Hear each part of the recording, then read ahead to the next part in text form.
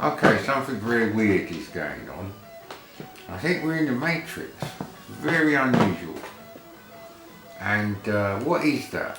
Well, I've got a hankering to play Outrun on the C64 with my SD to IEC and my zip stick joystick, and a version I found that works with the SD to IEC and has a trainer on it for unlimited time, which is all you need really.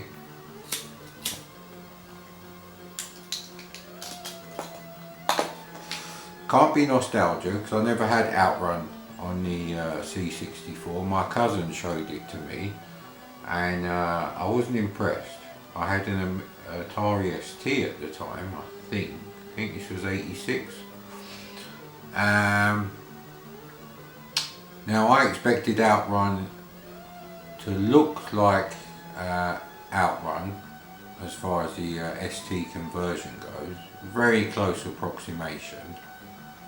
But maybe I thought, you know, we'd be going 12.5 or 14, 15 frames per second, depending if you, switch your machine into NTSC or PAL mode, which was a unique thing about the Atari ST.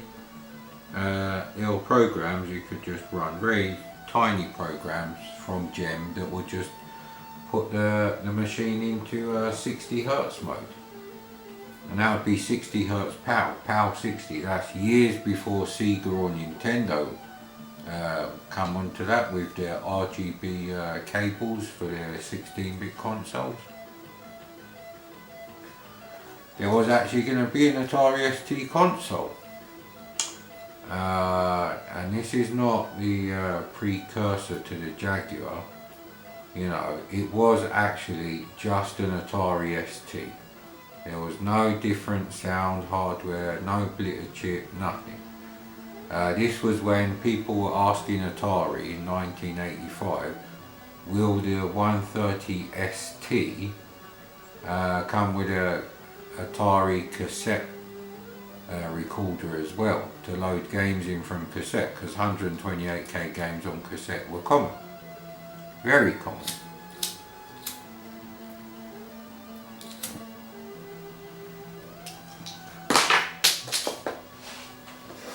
But Atari were famous for putting the idea out there and having it published in something like New Computer Express, and just gauging the reaction basically. But anyway, I digress. So I got Outrun for the Atari ST, loaded it up, looks fuck all like it, updates fuck all like it. Colour palette doesn't even seem the same. Atrocious bit of programming. And if you think the ST is useless, well, why don't you go and check out Lotus 2 on the Atari ST. No, better still, check out Lotus 3 on the Atari ST with the futuristic cores, and then compare it to the frame rate on the Amiga, which is only about 18 frames or so. Sean Sudden programmed both versions, so no dirty comments there, thank you. The Atari ST's rubbish. Yeah. The Amiga was better than the Atari ST as a games computer, but the Atari ST was better than everything else. I'm talking, 16-bit here, so Macintosh, PC-DOS. Archimedes didn't come out until the time of the Amiga 500. I think I've done my roll-ups too tight anyway.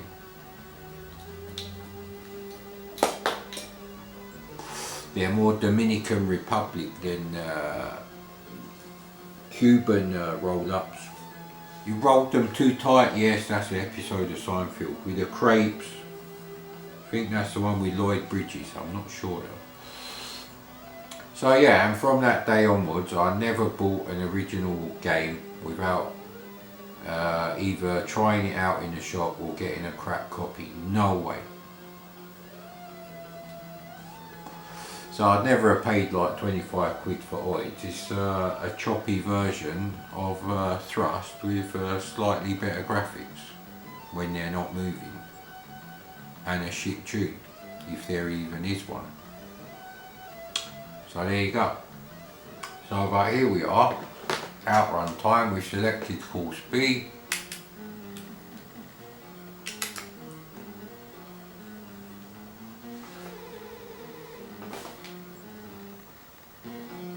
Got to be careful with this TV because there's a slight delay between when you put the volume up and the volume actually going up. This is not the best Trinitron to have at all. But you know, for these kind of machines, it's really essential you have an above average quality CRT in fully functioning condition.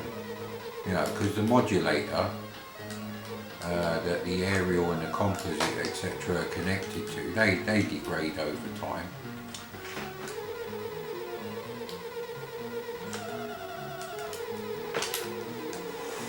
So I checked out Outrun 93, and they've improved the sprite for your car. However, there's no animation on it. It's literally just one image that floats left and right on the screen.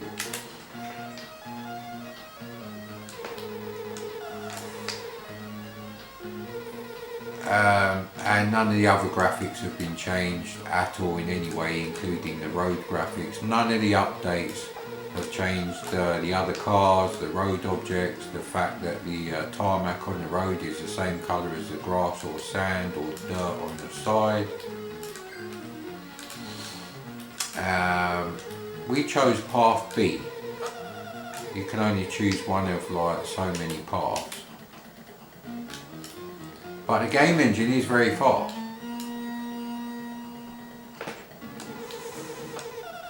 If you could just keep this sort of speed for everything and just colour in the road like a tarmac colour separate to the stripy stuff on the side, and actually do proper stripes instead of you know, 2 frames of exactly you know, 8 pixels high going up and down, alternating position, sorry, when you go maximum speed. See that? That's something you should test when you go in full speed. What do the rasters look like? But yeah, like I said, we must be in the Matrix because I've just got a hankering to actually check it out now. Maybe it's morbid fascination about how shit the graphics are going to be in the next level to this. I don't know. Well, the mountains look nice and the rocks here. I think when you're picking A to E, you're picking the, you know, the final destination. I don't know if that will give you all possible combinations, but you know, it's a game on tape for 10 quid. It's not even multi-load, so this game desperately needs an update. Desperately, you know. Bob, Steve, Doc, anyone, please just update the graphics, and some demo coders, please just change the colour of the road from the colour of the you know, the ground either side of the road. And I'd be happy with that. That would be like, yeah, it's fantastic. I mean, graphic updates are easy if you know where the graphic data is held in memory. So, colour palette changes a bit more tricky because you'll have to know, you'll have to disassemble the code and see where that's going. I mean, the guy who wrote this, he's probably about 50 now. He's probably about my age, because he was 16 when he wrote this. So we're from the same generation.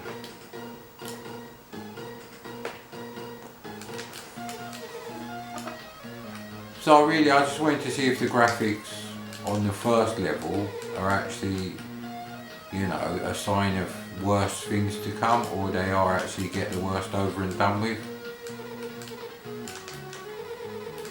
I mean here, if the road was just a different colour, you know what I mean? It'd make all the difference.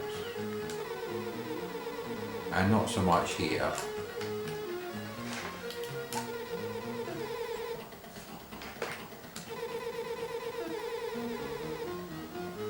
Oh man, I knew I should have got the other lighter.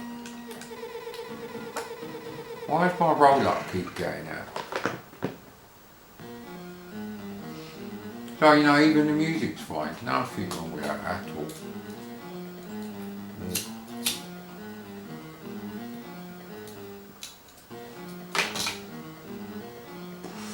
I'm not an idiot. I have to have the gas high so it'll bloody light.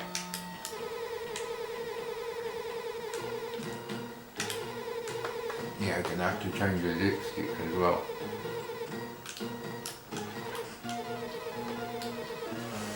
So the thing that would probably take the most time to improve is probably the handling, and there's nothing wrong with the handling. You know, if you could go somewhere and say, look, I need this bit of coding done, I'm prepared to give you like, you know, so many £100 to change this, and you know, a few hundred to do this, if you agree, or they give you a quote. You know, if for them it's a week's worth of messing about on the C64, you know, they could do it in a month or two on their days off from work. And it's extra money, isn't it, end of the day, so extra week's wages for doing something you like. And they get full credit for it. You know, they're allowed to put their name on the title screen for any changes they make. Yeah, so we're at the end now.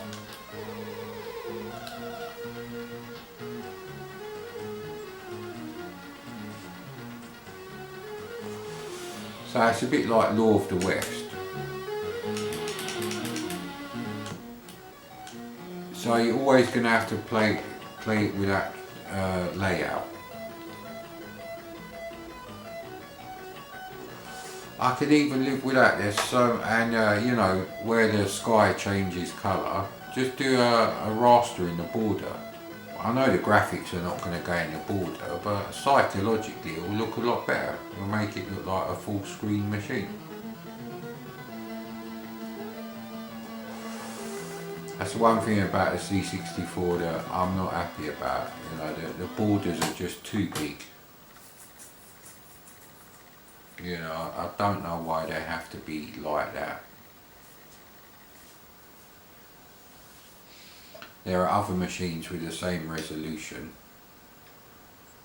you know, horizontally 320 pixels across, and it goes pretty much to the edge.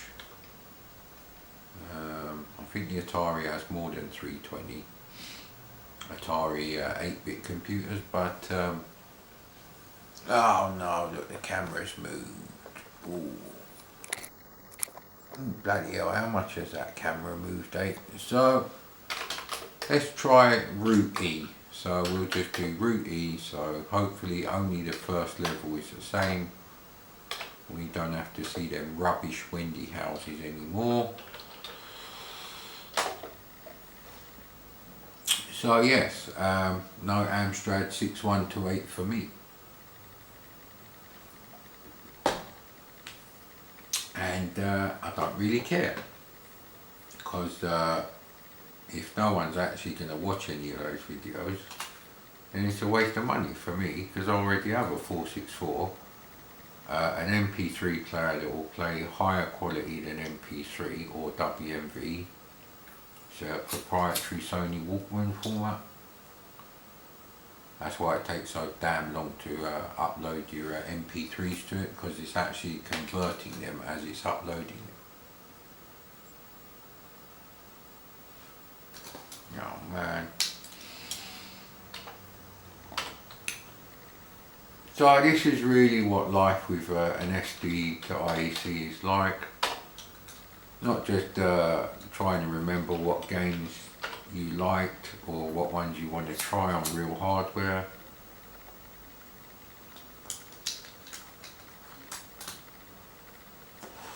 But you know, finding versions that work, games that you find that you don't want to go through the challenge, because there's no reward with the graphics on the later levels, no reward at all.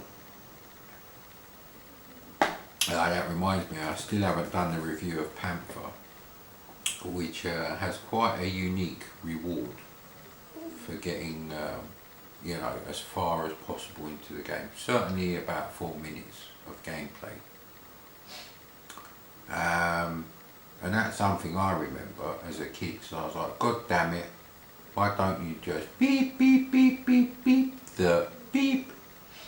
And that's not swearing, I'm just blocking out what the actual unique thing about that game is. I don't know any other game that uses that particular asset of the game as an incentive not to lose all your lives in the first 4 minutes.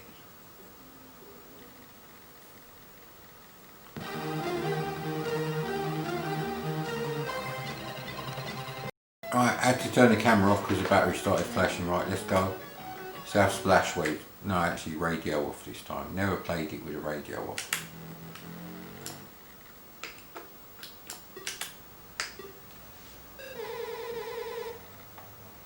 So there's no actual engine noise like. It's a very weird sound. It doesn't sound like a Ferrari. It actually sounds more like a flat six in a Porsche. I played back on an Amiga 500. There's nothing wrong with some of the other Amigas, but for some reason the Amiga 500, you get hardly any treble out of the phono sockets. It's shit. Which just proves what a badly designed machine it is. The Amiga 500 was, they weren't the designers of the Amiga 1000 that did all that. Some regular Commodore staff just proposed some changes, unnecessary changes, but at least if they put it in a nice case like the ST, that would be nice. And they just, Jay Miner was the only one who was still at Commodore. Yeah, sort of freelance basic, but they had his services as such contracted. He was working on the Ranger chipset, so he just looked at the the designs they handed him for like 2 seconds and was like, yeah, that'd work. And that was it really, and so you get really shit audio quality out of it. It's the same 28 kilohertz 8-bit samples. Technically nothing's changed. It's just now it just sounds like the output from a £40 mini hi-fi you used to get in Dixon's or other high street electrical stores. There are alternatives, sir. So far the graphics have looked exactly the same to me, and the colour combinations. They better not bloody be the same again. So whether you like it or not, you get this particular section, the English countryside section, I suppose. So again, this level is grey. So maybe you only pick the actual last level that you're playing, maybe all the others are the same. So perhaps maybe we shouldn't call it Outrun then. Maybe you should call it Out of Ideas. And in brackets, run, exclamation mark, exclamation mark. Tilted at an angle, jovially. Like the Japanese PC Engine games would do. Like start, exclamation mark. At a 20-degree angle to the vertical. Yeah, again, very technical now, I know. Perhaps my channel is too technical. Perhaps that's why my channel is just dead. People upload similar videos to me, and some of those people get like 100,000 views, and I'll be lucky to get like 100. 100 is like a good bloody video now for my channel. I don't see any difference between my videos and theirs. They don't know any more than me. What is it that they've done that have attracted the majority? Who knows, sir? All I know is inside Outrun, very oddly, on the C64, there is a good racing game trying to get out. if you change the graphics and use this game engine for something else, even a bike racing game, it'd be pretty good actually.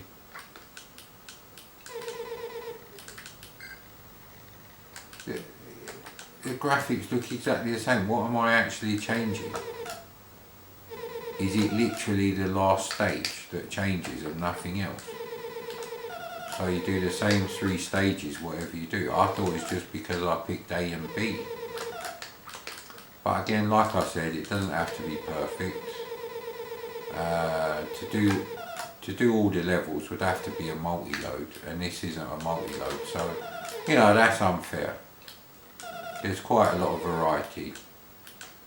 It's not really any less variety than Power Drift, graphically speaking. You know, so there is that. Seems to draw more the slower you go actually.